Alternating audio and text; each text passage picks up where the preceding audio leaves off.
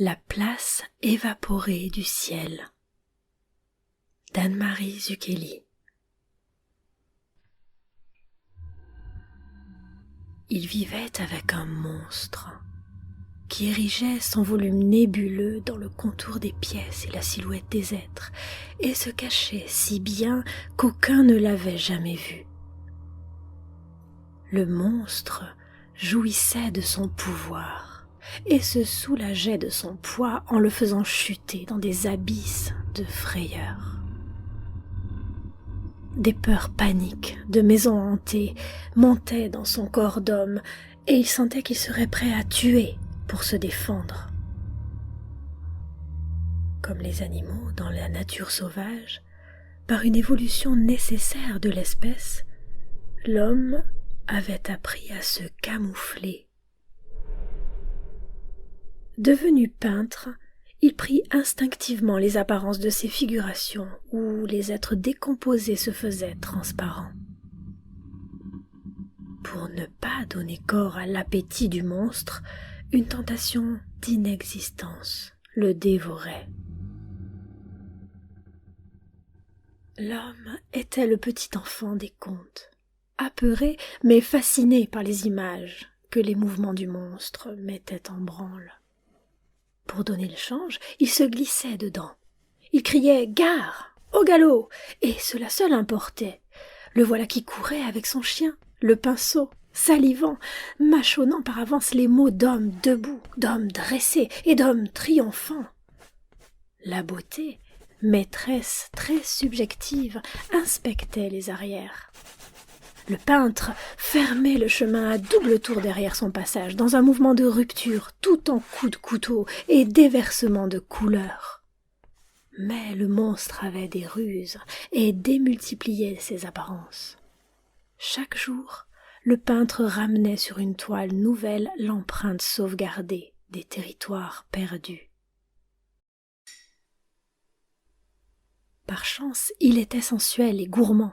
Il aimait s'échapper dans des ravines et des sommets d'huile et de pigments, comme dans un second corps. Sur les toiles humides, il se faufilait en un beau geste qui lui donnait l'accès au monde original et non à sa copie.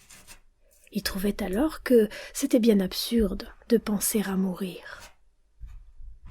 L'âpre aventure se chevillait à lui. Il n'est pas sûr que la vue ait été son mode de rapport privilégié au monde. Il lui en fallait d'autres, sollicitant le corps entièrement. L'homme partageait l'expérience picturale en deux, dans une asymétrie des doigts et des yeux. Les uns précis, les autres tâtonnants, les uns pour les volumes et les traits, les autres pour le ciel peint en aveugle, ou bien inversement. Car il était un aveugle stratège qui apprenait de ses doigts à se guider les yeux fermés. Ses doigts poussaient au large. À la pointe des mains, ses doigts, où pâturaient les désirs. Ses doigts, sans regret, en haut courage. Ainsi créait-il des doigts une langue inconnue, décryptée chaque fois comme au premier moment de la découverte. Cette langue, colorée, s'inscrivait sur la toile, qui, sans elle, n'ajouterait au monde que sa matière nue. L'homme parvenait à vivre. Il partait sur ces terres pleines. Et le monstre, qui n'y comprenait rien, se terrait dans son coin. Le ciel, surtout, lui parlait avec ingénuité. L'homme allait dans le bleu, après qu'avait cessé de jouer le pinceau et de s'écouler les jus, dans ce bleu fondu sur la toile au lieu de demeurer au ciel. Les ciels peints dictaient les conditions inhérentes à leur nature sensible et palpable. Les premiers qu'il peignit étaient de grands draps jetés d'en haut, gonflés comme du linge étendu sous le vent. Il dessinait des barques échouées dans des cimetières marins, sur des terres noyées d'un noir bruni et bleui que le pinceau léchait interminablement, tâchant d'y enraciner les corps larges des êtres pour les y incarner et les laver à grande eau. L'épaisseur de l'huile prêtait le flanc à sa barque entoilée. Si haute, ces toiles, où l'image dénudait les instants, où il mesurait le silence. Ces figures s'envolaient, des choses simples comme un habit, précises comme le bois d'un bateau, épaisses et tangibles comme le sol et les roches, mettaient le ciel en elles. Les corps y fleurissaient en taches sombres, emportés dans un cheminement d'huile que le vent hasardait vers nulle part. Nulle part. Lézarde sur la toile, propagée jusque dans le cœur. Nulle part. Dans sa frayeur, le peintre rassemblait autour de lui une harde désorientée qu'il tentait d'abriter. Tant d'ocre, tant de rouge, tant d'éclats d'eau, tant de matière travaillée pour échapper au chaos. Et la peinture se faisait terreau. Lustral orangé des terres explorées. Mais le peintre croyait toujours qu'il se trompait de route. C'était la ruse du monstre, de savoir l'affoler, de piétiner en lui les germes de la confiance. Pourtant, l'homme était obstiné. Là, la vie s'accrochait. Grave, sa prière montait à l'envers du désordre. Inquiet, car il aimait. Or, ses doigts, vifs or, l'emmenaient dans l'espace prière où il œuvrait sans peur. Il revenait chaque jour à l'atelier. Dans un espace, sous l'auvent abrité de la pluie, ouvert sur le jardin, il peignait. Sous le vent et sa tiède fourrure, les odeurs, les lumières, les bruissements, beau pays, l'acquittaient de toutes les frayeurs. Tant qu'il peignait, couraient les rivières d'une muette invocation qui grossissait et noyait les pièges. Un jour, en descendant le tableau du chevalet et en l'allongeant par terre, l'homme fit du ciel le sol. Primitive terre double, terre vierge que le pinceau touchait et tout l'être affluait. Sur le blanc de zinc modelé, incisé, raviné qu'il posait en premier lieu, des bleus coulaient, durcissaient dans la pâte. Fin du temps de l'exil. Ainsi, il prenait pied. Homme au bras de mer, tête sciée peut-être, dans une mine à ciel ouvert, et les anses, et les lumières, et les secousses sismiques. Vaste terre bleue, dans les soieries d'ombre, bleue sa flottaison, tant de bleu, pluie, eau, sang. Les bleus contournaient les plages vierges où s'incarnaient les apparitions de corps, comme si l'humain n'était que la place évaporée du ciel. Chaque toile peinte raccompagnait l'homme à la lisière. Parfois, le soir, en rentrant d'une journée de travail, il riait. Mais le lendemain, ô surprise, il se trouvait tout interdit devant l'œuvre de la veille, sentant le manque de courage lui fondre dessus.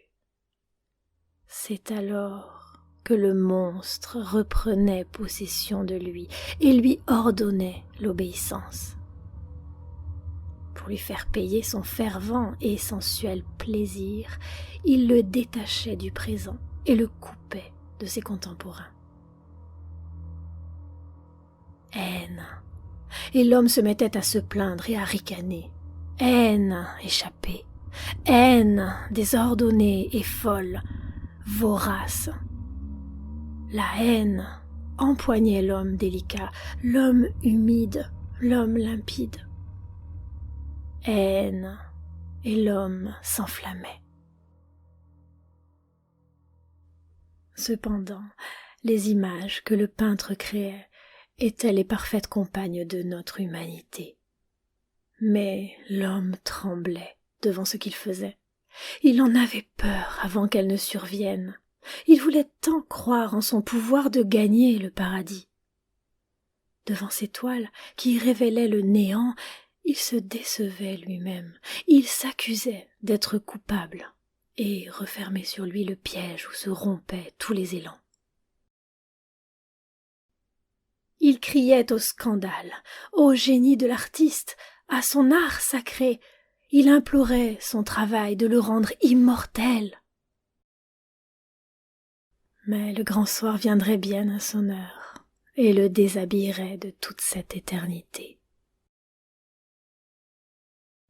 C'était à cause du velouté des fleurs et des fruits, de l'arrondi charnu d'une épaule, du grain sensuel d'une joue, à cause des nuances périssables des couleurs et des lumières que les peintres d'antan avaient su retenir. Les toiles anciennes le bouleversaient d'un désir insatiable qui s'imposait si puissamment que le suicide du présent n'était jamais loin. Pourtant, dans l'amour qu'il en avait, germait son existence.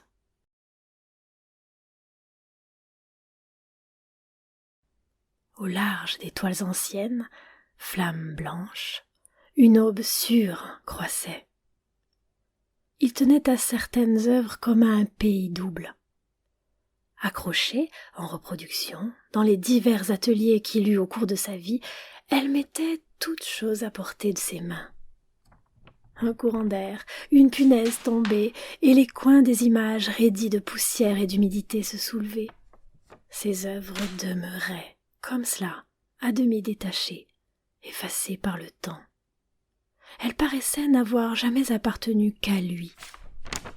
L'homme et les images se soutenaient, suspendus dans le même silence, la même lutte immobile. Le désir partagé d'un espace advenu sans clôture ni piège, celui de l'arbre gravé par Rembrandt, tenant au ciel par un lacis de traits qui ne le lâchait pas et le dressait sur son tronc, mélangeant sa misère d'arbre dénudé à la beauté de noir, prodigué où se dilapidaient ensemble la nuit et les lumières. À force de solitude, alors que nous étions devenus les seuls spectateurs de son œuvre, le vieux peintre ne trouvait plus qu'à l'atelier des raisons d'exister. Il jetait sur le monde des regards désorientés, mais ses gestes sur la toile rétablissaient les limites familières. Il soulevait les silhouettes du bout de son pinceau pour les faire s'envoler. Lorsqu'elles retombaient, il les recouvrait comme il aurait refermé une tombe. Car les êtres peints avaient des corps faits pour mourir et disparaître. Le monstre obsédait en lui l'idée de son néant. Bouches ouvertes et mains écartelées, les êtres figurés trébuchaient, pourchassés et perdus. Le peintre abritait une cohorte de figures désemparées, menacées par un ciel débordant qui se mêlait à la terre pour leur faire perdre pied. Elles fuyaient le pinceau qui les rattrapait. Le peintre avait beau faire, sa représentation les tuait net, en un secret rituel d'embaumement. Pas vu, pas pris. Il en était si affolé, il ne voulait pas être responsable des méfaits qu'il peignait. Il fallait que personne ne s'aperçoive de sa détresse. Il fermait à double tour l'atelier. Mais quand il se retournait, le monstre le regardait dans le miroir d'étoiles. Cela devait finir comme cela, caché. Une disparition dont nous avions été prévenus quand il était trop tard. Un décès dont nous apprenions la nouvelle par la bande. Le règlement de compte moqueur de la mort avec l'immortalité de l'artiste. L'inscription dans une série et une manière d'entrer dans le récit familial. Cet avatar puissant dont l'isolement des dernières années vécues par le vieil homme avait ravivé l'énergie et qui nous avait laissés affolés, épinglés au tableau. Pourtant, le jour où il avait vu sa femme pour la première fois, l'homme fut frappé de joie. Elle se tenait la tête inclinée, un peu à l'écart du groupe. Tant de pâleur, de cheveux noués, de regards baissés, de cœur battant, de couleurs sur sa robe à en barbouiller l'image. Le peintre ardent allait commencer le remorquage de cette femme qui se tenait les jambes croisées, assise au large, et leur amour serait une œuvre poétique inouïe. Rude travail que le ruissellement. Peinture, il n'y avait qu'elle, régnant sur les eaux douces, les soupirs, tisonnant les soleils de sa langue bifide adossée à la peur, fraîche fossoyeuse. L'homme écrivait sur la peinture et sur la vie des phrases naïves et remplies de ferveur, dans lesquelles il se glissait et prenait le large. Ces mots avaient une trajectoire qui, passé la première impression d'irréalité, donnait un sentiment de plénitude.